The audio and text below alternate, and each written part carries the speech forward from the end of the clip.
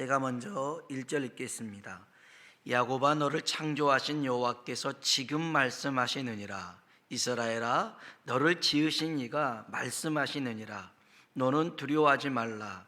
내가 너를 구속하였고 내가 너를 지명하여 불렀나니 너는 내 것이라.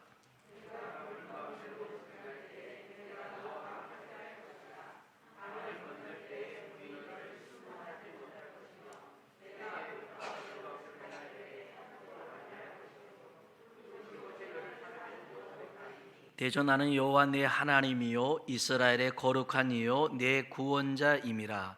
내가 애굽을 너의 속량물로 구스와 스바를 너를 대신하여 주었노라.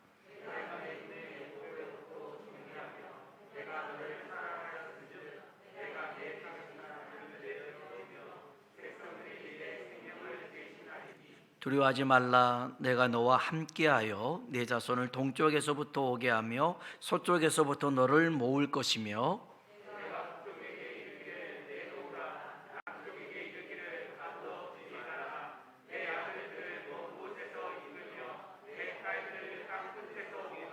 같이요 내 이름으로 불려지는 모든 자 곧 내가 내 영광을 위하여 창조한 자를 오게 하라. 그를 내가 지었고 그를 내가 만들었느니라. 아멘. 아멘. 우리 서로 한번 인사할까요? 하나님의 은혜가 당신에게 임하기를 원합니다. 하나님의 은혜가 당신에게 임하기를 원합니다. 아멘. 한 번 더요. 하나님이 당신에게 복 주시기를 원합니다. 하나님이 당신에게 복 주시기를 원합니다. 아멘. 시험 관리에 엄격한 교수가 있었습니다. 시험 시간이 종료되면 땡 소리와 함께 학생들은 답안지를 즉시 제출해야 됩니다. 만약 이를 어기고 계속 답안지를 작성한 다음에 제출하면 그 학생은 빵점입니다. 어느 기말 시험 때 한 학생이 시험 기간이 끝난 뒤에도 답안지를 계속 쓰고 있었습니다. 그리고 다 쓰고 그것을 제출하려고 교수에게 성큼성큼 다가갑니다. 그랬더니 교수가 이렇게 말합니다. 굳이 답안지 낼 것 없네. 학생은 빵점이야. 그럽니다. 학생이 그럽니다. 제가 누군지 아십니까? 그래요. 몰라. 하지만 자네가 대통령 아들이라 할지라도 개의치 않아. 자넨 빵점이야. 그런 겁니다. 학생이 그럽니다. 제가 누군지 정말 전혀 모르신단 말입니까? 모른다고 그럽니다. 그랬더니 이 학생이 교탁위에 있는 시험지 중간에다가 자기 답안지를 탁 집어넣고선 쏜살같게 나가버립니다. 자기가 누군지를 모른다잖아요. 그러니까 답안지 중간에다 자기 답안지를 넣어놓고 도망쳐버린 거죠. 어떻게 찾겠어요? 참 우스운 얘기입니다만은, 여러분 혹시 이 커피 아십니까? 우리 사진 한번 띄워주겠어요? 혹시 이 커피 아십니까? 아세요? 그래요. 그러면 이 커피 속에 있는 모델 아십니까? 이 커피 하고 있는 이 모델, 이 아저씨의 이름이 러셀 크리스토프입니다. 러셀 크리스토프. 1986년 네슬레로부터 $250를 받고 사진을 찍은 적이 있습니다. 이때 조건이 하나 있었어요. 이 사진을 마케팅에 활용할 때는 $2,000를 주기로 했습니다. 그런데 그때는 그냥 없었어요. 시간이 흘렀어요. 시간이 흘러 2002년이 됐습니다. 16년이 됐어요. 16년이 지났어요.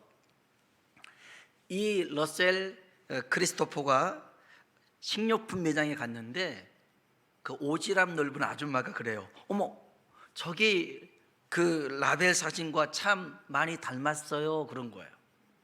그리고 자세히 봤더니 자기예요. 자기 사진이 있는 거예요. 그래서 변호사를 찾아갔죠. 이 커피병을 들고 찾아갔어요. 그때부터 법정 싸움이 시작됐습니다. 저 사진을 걸고요 6년 동안 전 세계로 커피를 팔았습니다. 이 네슬레라는 회사가. 그래서 미국, 일본, 한국, 여러분도 알고 있잖아요. 이 커피를 이렇게 팔았습니다. 그래서 이제 법정 싸움이 됐는데 네슬레는, 이 회사는 $2,000 줬다라고 거짓말하기 시작합니다. 그리고선 또 이 사진은 네가 아니다, 다른 사람이다 라고 또 얘기를 합니다. 그러면서 치열한 법정 싸움을 하고 난 다음에 배심원들이 판결을 합니다. 회사에서 사진을 무단으로 도용했다. 그리고 매출에도 수익을 줬다. 그래서 판매된 기간 동안 회사 수익 5%를 보상금으로 줘라. 그래서 이 사람이요 1,530만 달러, 우리로 따지면 170억을 받았습니다. 내가 누군지 아는 것은 굉장히 중요합니다. 여러분 오늘부터 커피병을 자세히 찾아봐야 될지 모르겠어요. 여러분의 사진이 있을 수도 있지만 자기를 안다는 것은 매우 중요한 거라는 것이죠. 오늘 우리가 읽은 이 이사야 40장은요 이사야 40장부터 48장까지는 바벨론 포로로 잡혀갔던 유대인들에게 하나님이 바사 왕, 페르시아 왕 고레스라는 사람을 통하여서 너희를 돌아오게 할 것이다, 회복시킬 것이다, 이런 예언이 40장부터 48장까지 기록되고 있습니다. 이것은 마치 애굽에서 노예로 살고 있던 그 이스라엘 백성들을 모세를 통하여 구원했던 이야기와 비슷합니다. 출애굽 후에 광야길을 걷던 이스라엘 백성에게 하나님이 강조한 말씀이 하나 있습니다. 누누이 강조된 게 뭐냐면 나는 너를 애굽 땅에서 인도해낸 내 하나님 여호와라. 나는 너를 애굽 땅에서 인도해낸 내 하나님 여호와라. 출애굽기 20장 2절에도 레위기 26장 13절에도 계속 기록되고 있습니다. 이 말은 내가 너를 도와준 거야, 나니까 도와준 거야, 내 은혜를 잊어버려서는 안 돼, 그런 의미가 아닙니다. 그런 의미가 아니에요. 민수기 15장 41절에 보면 나는 여호와 너희 하나님이라. 한번 따라합시다. 나는 너희의 하나님이 되려고. 아멘. 나는 너희의 하나님이 되려고 너희를 애굽 땅에서 인도해 내었느니라. 나는 여호와 너희의 하나님이라. 아멘. 하나님께서 이스라엘 백성을 애굽에서 구원했던 것은 하나님이 이스라엘의 하나님이 되시려고 한 일인 줄로 믿습니다. 내가 너 도와줬으니까 내 말 잘 들어, 이게 아니라 내가 너희의 하나님이야. 내가 너희를 인도하고 보호하고 책임질 거야. 이런 하나님의 말씀이라는 거죠.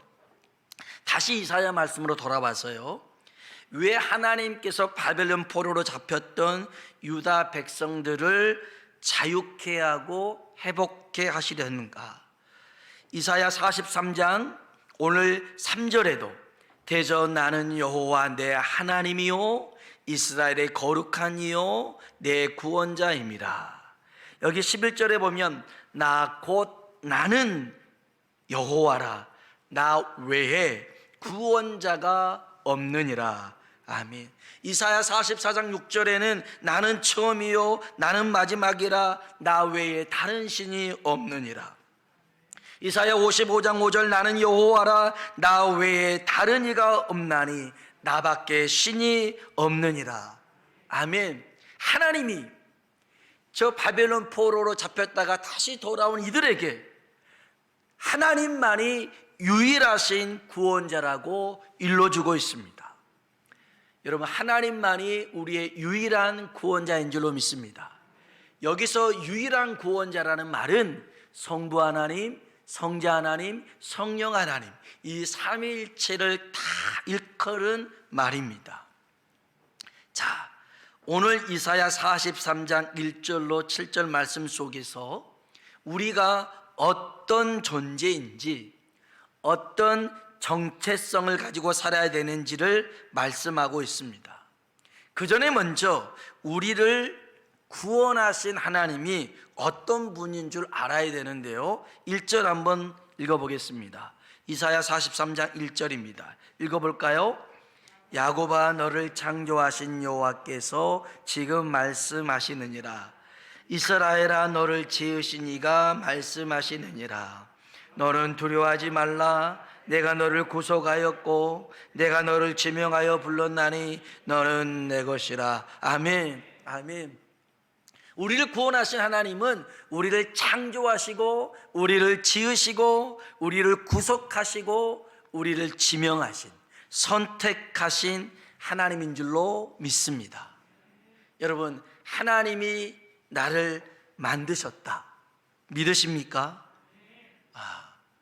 여러분은 이것을 받아들이고 믿을 수 있을지 모르겠지만 이것을 수용할 수 없는 처지에 놓여 있는 사람들도 있습니다. 하나님이 나를 만드셨다. 그런데 장애를 가지고 태어납니다. 아니, 왜 하나님이 나를 만드셨다면 좀 보통 사람처럼 정상적으로 만들지 않고 왜 팔이 짧고 팔이 없고 다리가 짧고 다리가 없게 만드셨을까? 받아들이지 못할 사람이 있습니다.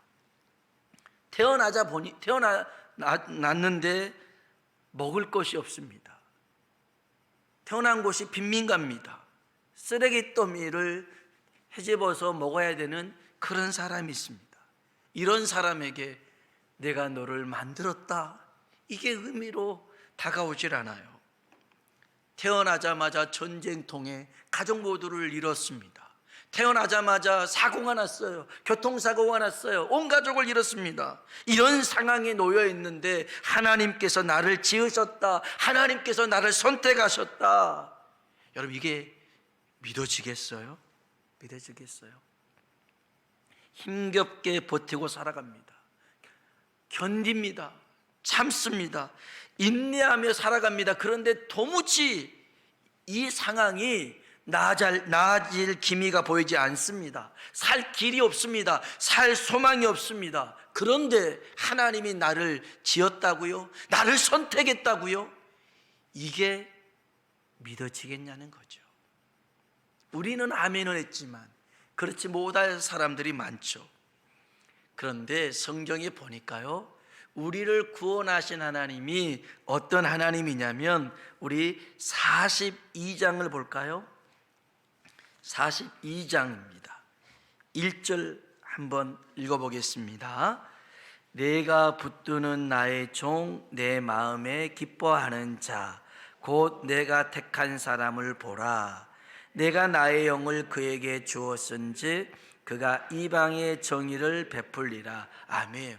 누구를 예언해 놓은 것 같아요? 예수님이죠.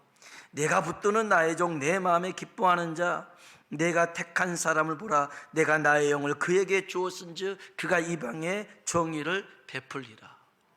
이런 예수님이 하신 게 뭡니까? 3절입니다. 3절 읽어볼까요?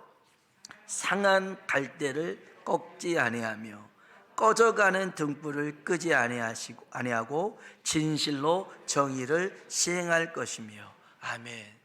우리 하나님은요, 갈대를 꺾지 않는데요. 근데 그냥 갈대가 아니에요. 상한 갈대입니다. 그게 우리라는 거예요. 아니, 갈대 얼마나 보잘것없어. 아니, 큰 소나무라면 참나무라고 비유했으면 얼마나 좋아요. 그런데 갈대입니다. 바람 불면요, 푸는 대로 막 요동을 칩니다. 요동을 쳐요. 그런데 그 중간에 탁 꺾였네요. 깨졌네요. 그래서 간당간당합니다.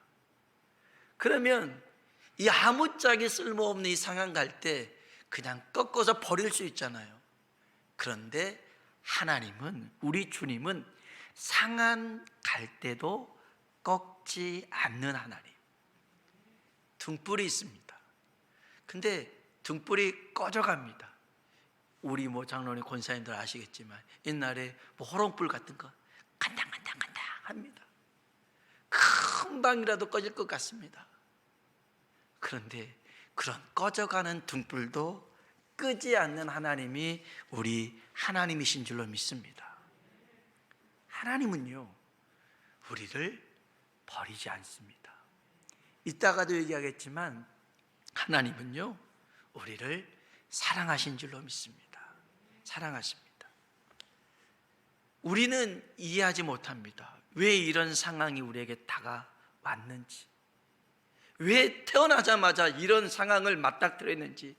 그러나 분명한 것은 그런 나도 하나님이 지으셨고 선택하셨고, 그런 우리를 위해서 예수 그리스도를 십자가에 죽게 하심으로 구원하신 줄로 믿습니다. 자, 이제 우리의 정체성을 알아볼 것인데요, 먼저 기억해야 될 것은 우리의 정체성, 존재 가치는 세상에서 확인하는 것이 아니라는 겁니다. 지금 현재 내 모습 속에서 정체성을 찾는 게 아니라는 것입니다. 하나님 말씀에서 찾아야 됩니다. 하나님께서 우리를 어떻게 생각하시는지, 우리를 어떻게 부르시고 있는지가 진정한 우리의 정체성인 줄로 믿습니다. 그 정체성의 첫 번째는 다시 이사야 43장 1절입니다. 같이 한번 읽어볼까요? 야곱아, 너를 창조하신 여호와께서 지금 말씀하시느니라.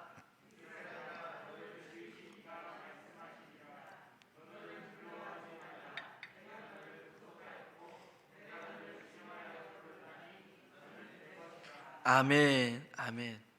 한번 따라합시다. 너는 내 것이라. 아멘. 우리는 하나님의 것인 줄로 믿습니다. 이게 우리의 정체성입니다.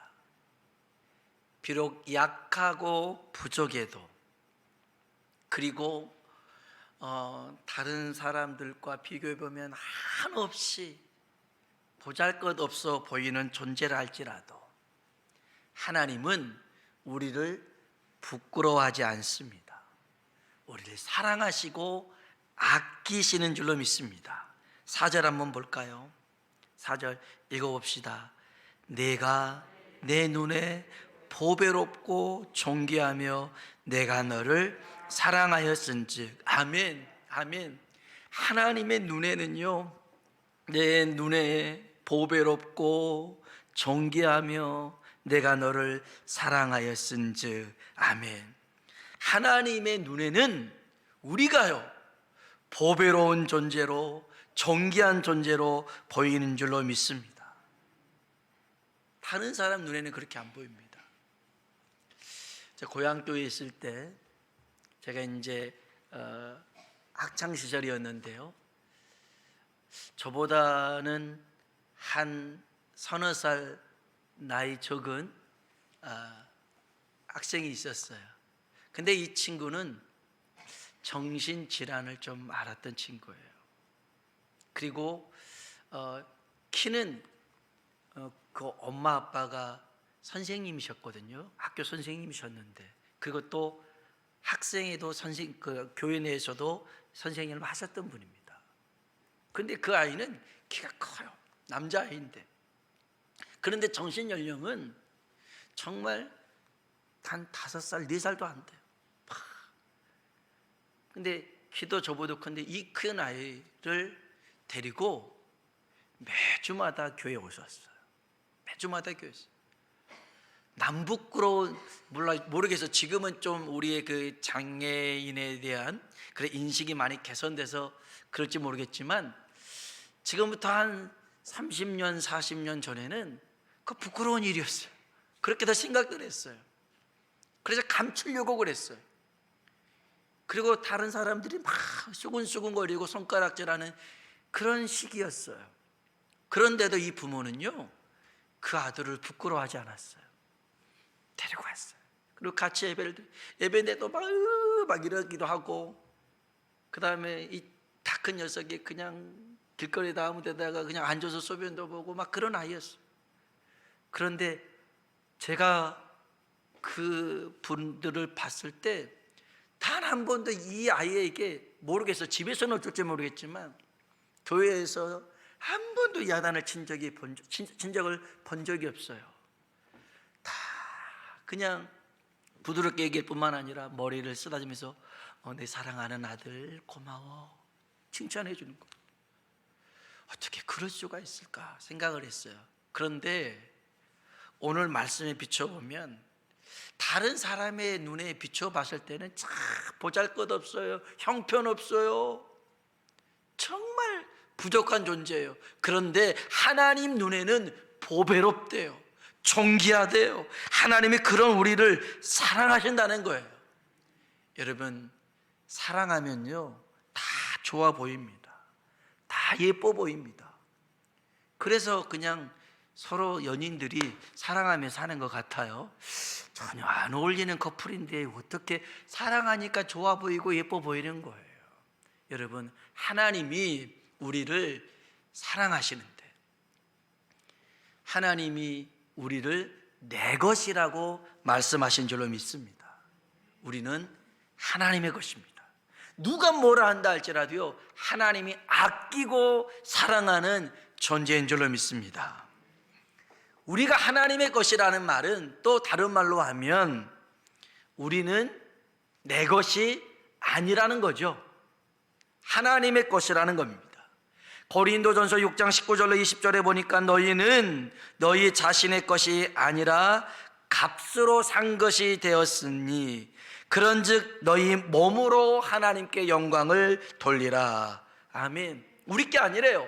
값으로 산 것이라는 거죠. 하나님께 영광을 돌려야 됩니다. 로마서 14장 8절에 우리가 살아도 주를 위하여 살고 죽어도 주를 위하여 죽나니 그러므로 사나 죽으나 우리가 주의 것이로다. 아멘. 여러분, 주님 것을 내 것으로 착각해서는 안 되는 것입니다. 여러분, 통장 이름 여러분의 이름으로 되실지 모릅니다. 집 등기도 여러분의 이름으로, 자동차도 보험도 여러분의 이름으로 있을 수 있습니다. 그런데요, 그게 영원하진 않습니다. 죽으면 없어져요. 바뀝니다. 바뀌어요. 무슨 말입니까?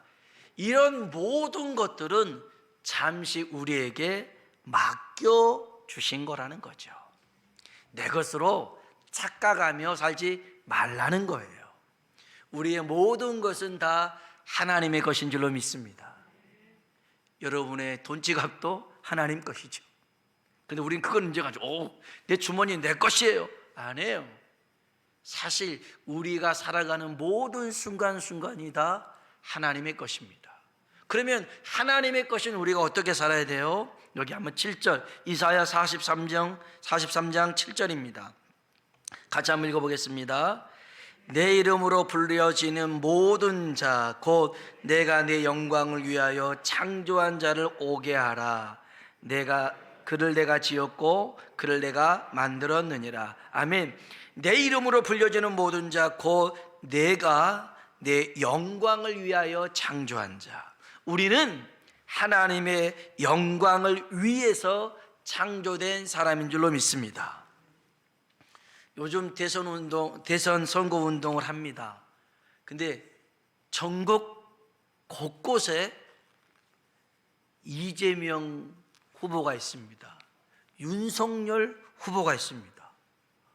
나 그렇게 많은 줄 처음 봤어요. 자세히 봤더니 여기 이재명, 윤석열이라고 이름 써는 띠를 띠고 있더라고요. 옷을 입고 있어요. 이재명은 아닌데, 윤석열은 아닌데 그 사람들을 지지하면서 옷을 입고 있는 거죠. 자동차에도 붙여놨어요. 곳곳에 그런 사람들이 많아요. 왜 그러겠어요? 후보를 위해서 그렇게 하고 있어요. 그러면서 사람들마다 다 인사를 합니다. 인사를 해요. 그리고 뭐라고 해도 웃습니다. 욕을 하지 않습니다. 막 웃어요. 그 사람들은 자기가 지지하는 후보를 대통령 만들려고 그러는 거겠죠. 자, 여러분에게요, 제가 편말을 하나 드리든지 아니면 큰 종이 이런 A4 한 장을 가슴에 딱 붙여놓고 나는 하나님의 것입니다, 나는 예수님의 것입니다 라고 이렇게 붙이고 일주일 동안 살아보십시오 라고 한다면, 예? 여기 나는 하나님의 것입니다 이렇게 써졌어요. 그러면 사람들이 보고 뭐라고 그러겠어요? 미쳤다고 그럴지도 몰라요. 저 사람 미쳤네. 또 어떤 사람은 어쩌라고, 재수없네 이렇게 말할 수도 있어요. 비아냥거리고 조롱할 수 있습니다. 또 더러 어떤 사람은 야, 정말 믿음 좋은 사람인가 보다, 자기가 하나님의 것이라니 이렇게 말할 수도 있습니다. 근데 이보다 중요한 것이 있어요. 이것에다가 나는 하나님의 것입니다라고 딱 붙이고 있다면 이 붙이고 산 사람들이 말을 함부로 할 수 있겠어요? 행동을 함부로 할 수 있겠어요? 그렇지 못하죠. 나는 누구 거니까? 하나님 거니까. 내가 말 한 번 잘못해서, 내가 실수 한 번 잘못해서 하나님의 영광을 가릴 수는 없잖아요. 지금 대선 후보를 지지하는 사람들도요, 그 옷을 입고 있으니까요, 말 함부로 안 합니다. 행동 함부로 안 합니다. 왜요? 지지하는 후보에게 악영향을 줄 수 있으니까. 오로지 그 사람에게 좋은 이미지를 심어주려고 그렇게 발버둥을 치는 거죠. 여러분이요, 보이진 않지만 내가 하나님의 것이다, 내가 예수님의 것이다 라는 분명한 인식이 있다면 우리는 말이나 행동이나 우리의 삶이 온전히 하나님의 영광을 드러내는 삶을 살게 될 줄로 믿습니다. 오늘 저와 여러분은 하나님의 것인 줄로 믿습니다. 우리 한번 옆 사람 보고 인사합시다. 우리는 하나님의 것입니다. 아멘, 아멘. 우리는 하나님의 것인 줄로 믿습니다. 이게 우리의 정체성입니다. 이 세상을 살아가는 우리의 정체성은 우리가 하나님의 것이라는 거죠. 두 번째는요, 우리 한번 여기 5절 말씀, 이사야 43장 5절입니다. 같이 한번 읽어볼까요? 두려워하지 말라, 내가 너와 함께하여 내 자손을 동쪽에서부터 오게 하며 서쪽에서부터 너를 모을 것이며. 아멘. 두려워하지 말라, 내가 너와 뭐 하겠다고요? 함께 하겠다는 것입니다. 하나님이 나와 함께 하신다는 것도 우리의 정체성입니다. 하나님이 우리와 함께 하십니다. 이 하나님, 2절 한번 볼까요? 2절 읽어봅시다. 내가 물 가운데로 지날 때 내가 너와 함께 할 것이라. 강을 건널 때 물이 너를 침몰하지 못할 것이며 불 가운데로 지날 때 타지도 아니할 것이요 불꽃이 너를 사르지도 못하리니. 아멘. 무슨 말씀입니까? 하나님이 우리를 지키시고 우리를 보호하신다는 겁니다. 우리 곁에서. 그리고요, 우리 46장을 볼까요? 46장 3절 4절입니다. 이사야 46장 3절 4절 같이 한번 읽어보겠습니다. 야곱의 집이여, 배에서 태어남으로부터 내게 안겼고 태에서 남으로부터 내게 업힌 너희여, 너희가 노년에 이르기까지 내가 그리하겠고 백발이 되기까지 내가 너희를 품을 것이라. 내가 지었은즉 내가 업을 것이요 내가 품고 구하여 내리라. 아멘, 아멘. 우리가 엄마 배에서 태어나는 그 순간, 아니 그 이전부터죠, 하나님이 안고 업고 우리가 백발이 되도록 하나님께서 구하여 내겠다라고 약속하고 계십니다. 한 구절만 더 볼까요? 49장입니다. 이사야 49장 14절로 16절입니다. 이사야 49장 14절로 16절 같이 한번 읽어보겠습니다. 오직 시온이 이르기를 여호와께서 나를 버리시며 주께서 나를 잊으셨다 하였거니와 여인이 어찌 그 젖먹는 자식을 잊겠으며 자기 태에서 난 아들을 긍휼히 여기지 않겠느냐. 그들은 혹시 잊을지라도 나는 너를 잊지 아니할 것이라. 내가 너를 내 손바닥에 새겼고 너의 성벽이 항상 네 앞에 있나니. 아멘. 여기 오직 시온이 그러잖아요. 예수 믿는 사람들, 하나님의 백성들이 간혹 너무 힘드니까, 내 삶에 아무런 변화가 일어나지 않으니까 하나님이 나를 버리셨나 보다, 하나님이 나를 잊으셨나 보다, 이렇게 얘기할 때 하나님이 하신 말씀이 여인이 어찌 그 젖먹이는 아이를 잊을 수가 있겠느냐, 태에서 난 아들을 긍휼히 여기지 않겠느냐. 혹시라도 그런 어머니가 있다 할지라도 나는 너를 잊지 아니할 것이다. 내가 너를 내 손바닥에 새겼다라는 거예요. 손바닥에 쓴 정도가 아니에요.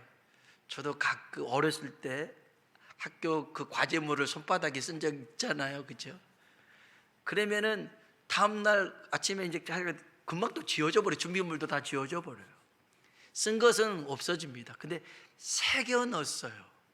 하나님이 우리의 이름을요, 하나님의 손바닥에 새겨 넣은 줄로 믿습니다. 무슨 말입니까? 지금 고난 속에 있고 시련 속에 있다 할지라도 하나님은 한순간도 잊지 않고 계신 줄로 믿습니다. 그 하나님이 우리와 함께 하신다는 거죠.